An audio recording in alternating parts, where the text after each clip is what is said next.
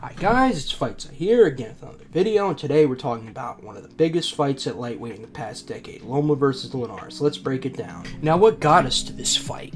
So basically, this fight was a result of Mikey Garcia ducking both Loma and Linares, Linares being the number 2 lightweight at the time, and Loma announcing he wanted to move up to junior lightweight, which essentially made Linares the number 1 lightweight in the world. Now, as you guys all know, Loma's always willing to take on the biggest challenges, and Linares was the biggest challenge at the time. Loma already having an impressive run at featherweight and junior lightweight, arguably already being a Hall of Famer, this fight only made sense to make. Now, what was at stake? Linares' WBA and Ring Magazine belts, but more specifically, both fighters' legacies.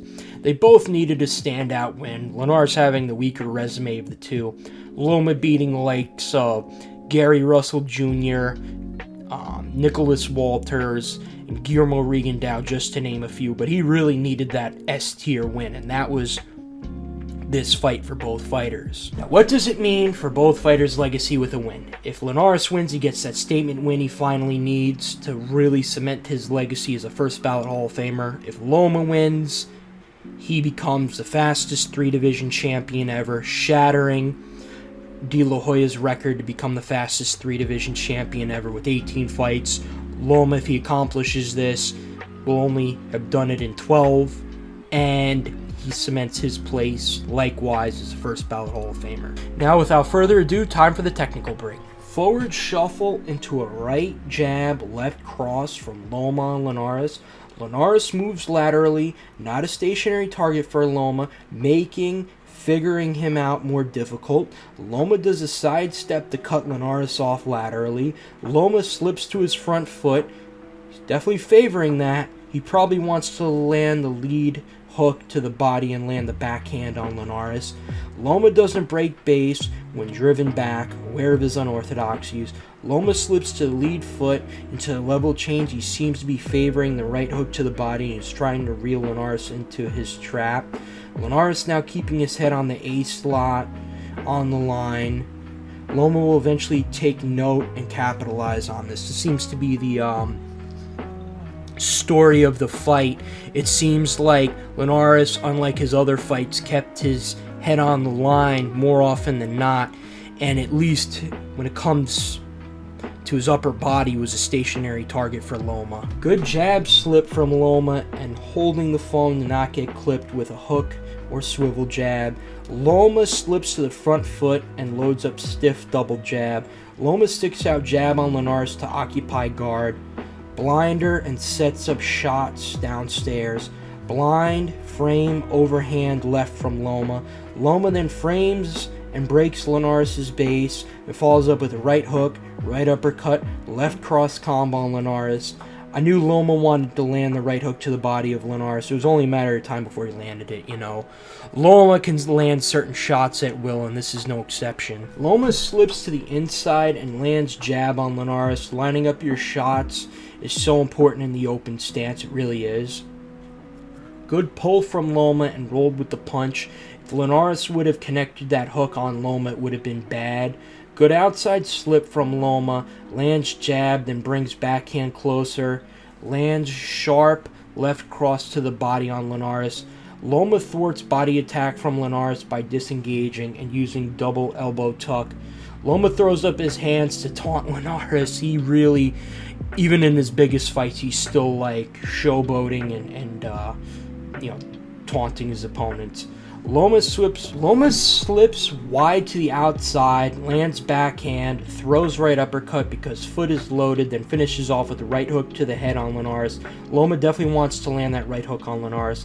Loma lands right uppercut, then right overhand counters Linares' frame by disengaging and to not get hit with shots on the inside. Loma hop pivots and shells up as Linares lands combo on him partially, definitely trying to get that weak side angle. Loma moves head off center line as to not be a stationary target upstairs. Loma feints jab into a half shuffle, then feints backhand, trying to see how Linares reacts to his power hand. Loma does a jab into a matador feint, then hop pivots, steps wide forward to get weak side angle, and lands left hook to the body on Linares. Pre-slipping is also feinting. Loma wants to see how Linares reacts to him slipping either side, which punch Linares reacts to more, etc. Linares attempts frame. Loma goes with it and gets another weak side angle change.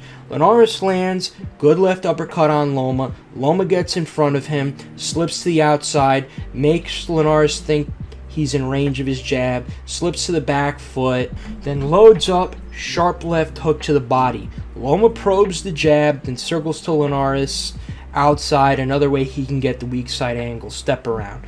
Shoulder control in the pivot from Loma, good fencing jab from Loma to battle jab joust.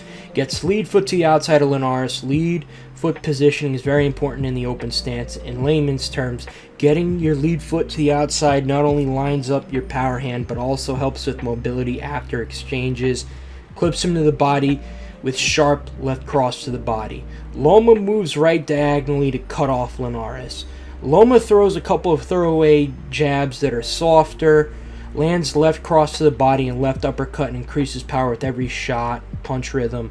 Loma probes backhand and jabs, sees Linares' head isn't moving, engages with left hook, right hook combo. Just as I say that, Loma lands left uppercut, right overhand hook on Linares. Loma has now caught on to the fact that even though Linares is a moving target with his feet, he habitually is keeping his head in the A slot. The probe is to gauge whether Linares will move his head, reacting to Loma's backhand and move his head, which he is not.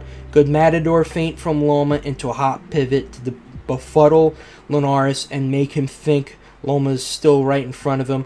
Loma slips Linares' jab, slips to the outside, loads up, right hand, smashes Linares with a thudding lead uppercut. Double jab, shoulder control into another angle change. Loma takes advantage of the fact that Linares keeps defaulting to the high guard, starts punching through it.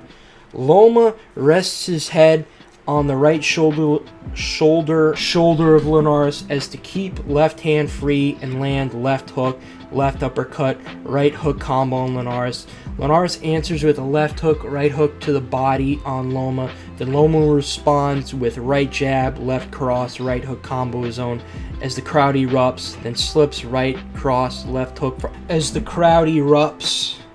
Then slips right cross, left hook from Linares. Good head frame and a half pivot from Loma. Little level change from Loma to keep Linares guessing whether he will go upstairs or downstairs. Right hook, left hook, swivel jab from Loma on Linares. Loma probes left cross, attempts a right hook, then lands left cross on Linares. Left uppercut, double jab, left cross, right jab into left cross from Loma. Loma then jabs into a forward shuffle, pivots, then ends the round with a left cross. Loma uses fencing jab, uses level change feint into a left cross to the body. Loma uses training in Sambo to immediately free himself from clinch with Linares as to not allow Linares to rest, not allow Linares to lean on him and keep pushing the pace. Loma lands good swivel jab on penetration step on Linares.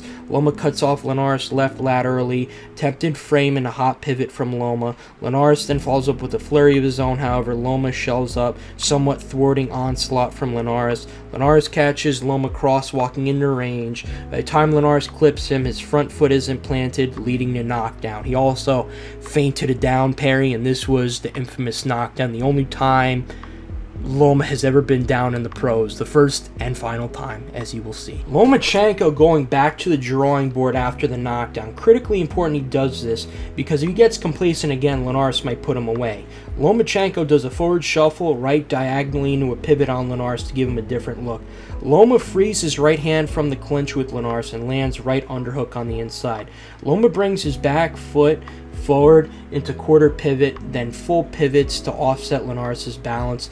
Loma does a good job holding the phone against Linares. Jab, left cross, right hook, then Loma ends his combo with a left cross on Linares.